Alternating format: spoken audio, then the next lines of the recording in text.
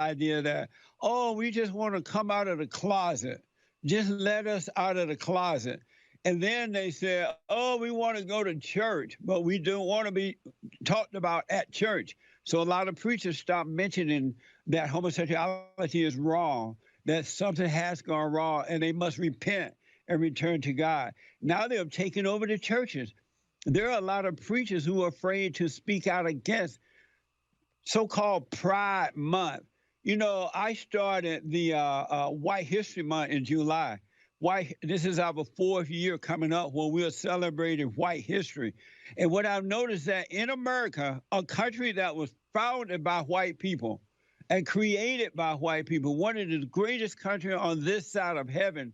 And so white people invited allowed all this other stuff to happen, but you could celebrate everything but white history. We must remember white history, because if it wasn't for that, there would be no America. And so they got Black history, women history, Mexican history, so-called gay pride. What's pride? What's happy about being perverted? There's nothing good about that. Living in sin, right? But we celebrate. I don't. But they celebrate that. But when it comes to white history, they're afraid to even mention white history. But we got to bring that back. Do some things, kind of horseplay and stuff like that with me, and at times he would do stuff where he would like grab me and then we'd kind of wrestle around a little bit, and then I'd feel his, private parts against me. And he did that more than once, so it wasn't like an accidental thing. He would kind of do it, and then I even mentioned it like, what's that or whatever, and he would kind of play around and joke about it. Fast forward to 2005, and Jesse was ready to make his final move. We did a conference with them called Moral Reconstruction, which is kind of ironic now that we're sitting here talking about something else. It's called Moral Reconstruction. We did that. That first conference was, I believe, in 2005, and we did a follow-up conference in 2006 with them as well. And I went with Jesse to Washington, D.C. For this conference. I was a fundraiser at the time. And so we did fundraising, and I was part of the conference. While we were at the conference, we stayed in Virginia, near DC. So we were sitting on the bed together, and all of a sudden he turned to me, and just looked at me, and he said, "What do you want to do? What do you want to do?" And he said it in a tone that was really insistent. And I'd never seen this tone from him before. It was like kind of scary. It kind of scared me. Like what? What do you want to do? I knew what he meant, and then I told him, okay. And at first I'm scared, and I'm like, okay, well, I'm playing along here. It kind of threw me off my game, I guess, in a way. I think later I realized that's kind of something that people do sometimes. It's like the devil works in a certain way by intimidating you, and it throws you off your normal game. And so he said, what do you want to do? And he was like, okay, I'm scared. And then I told him what I want to do. I mentioned sex acts, that he knew about, that I had already talked to him about, that I was interested in. And next thing you know, he's ripping his clothes off and coming at me, basically. And I did the same, took my clothes off. And next thing you know, we're fully at it, having, not getting into detail here, but basically full-on sexual acts. Rooney's recollections show that Jesse mirrored DeLand's sexual advances almost identically. I love you. Love you too. I know. What are we going to do? I don't know. No, what are we going to do, really?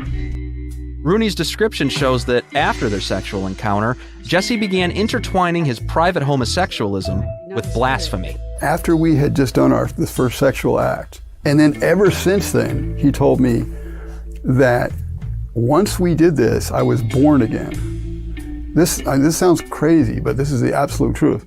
He said that I was born again. He would remind me of that through the years.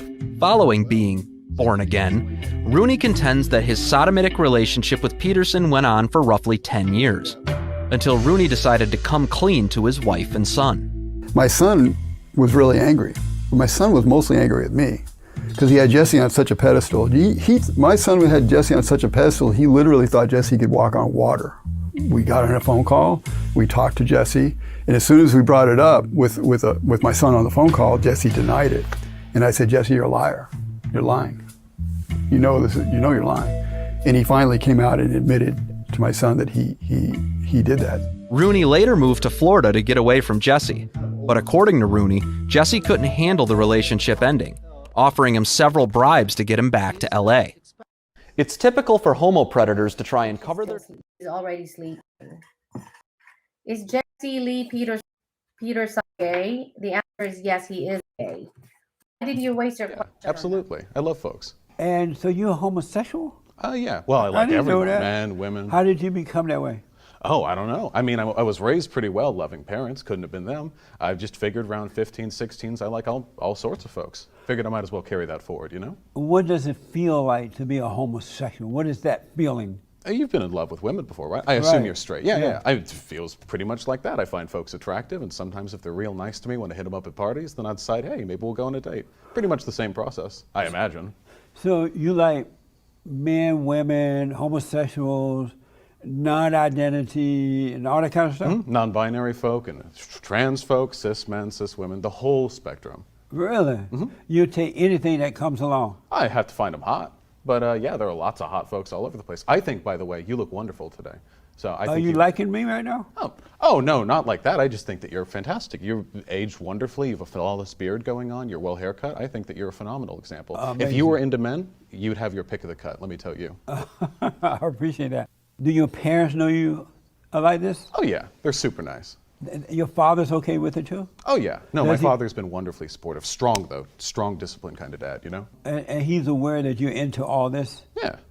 Amazing. What do you think about white supremacy? It was a negative word, but now I realize what they're thinking is that, and it's true, by the way, that white men are smarter than them, superior to them, and instead of learning, oh, hey, how did you become so superior? They want to destroy it so that they won't be reminded how dumb they are. And so they're dumbing everybody and everything down rather than coming up to the level of white supremacy.